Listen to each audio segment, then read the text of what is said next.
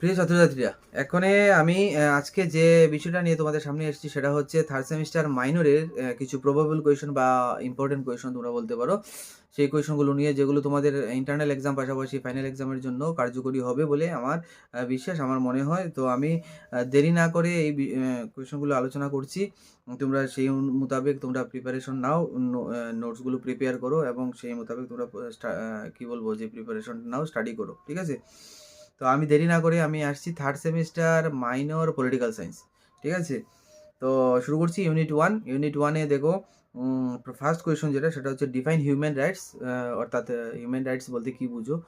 Discuss the relationship between human rights and other rights. অর্থাৎ অন্যান্য অধিকারের সাথে কি বলবো, মানবাধিকারের যে রিলেশনশিপ বা সম্পর্ক সেটা কি।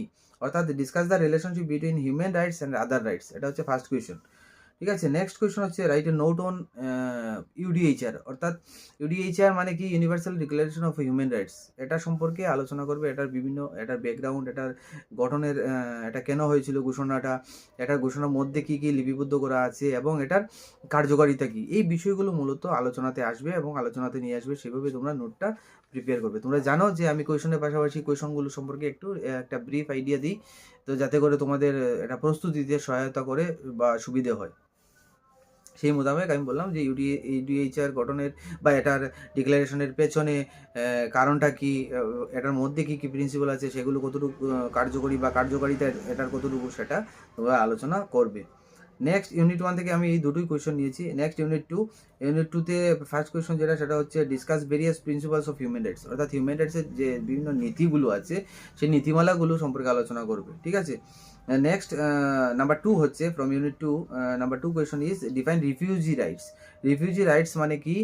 রিফিউজি রাইটস বা রিফিউজিদের অধিকার বলতে কি বুঝো, এবং how refugee rights effects on human rights. Refugee right কীভাবে হিউম্যান রাইটস বা মানবাধিকারের উপর প্রভাব বিস্তার করে বা প্রভাব ফেলে, সেটা কি বলবো, সদর্থক বা নৈর্থক দুটো দিকেই হতে পারে, এবং সেটা তোমরা তোমাদের মতো করে আলোচনা করবে, ঠিক আছে?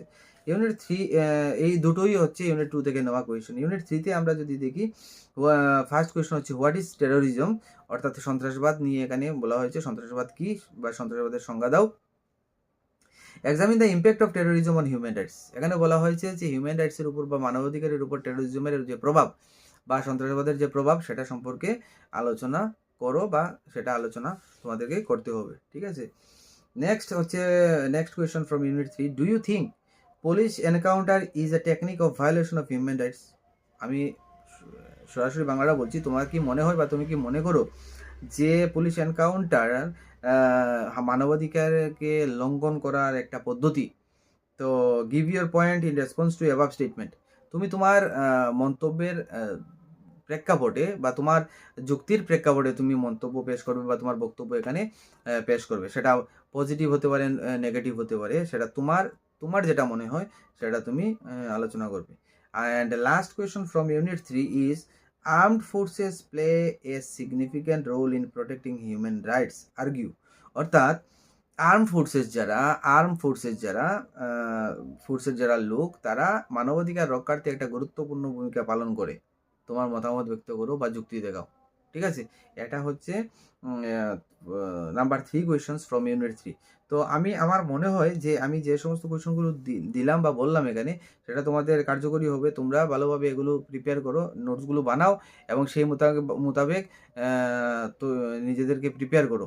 এবং যে কথাটা আমি বলবো যে এক্সামে যাতে সবগুলো কোয়েশনে তোমরা অ্যাটেম্প্ট করতে পারো, সেই রকমের চিন্তা করেই আমি কোয়েশনগুলো তৈরি করেছি।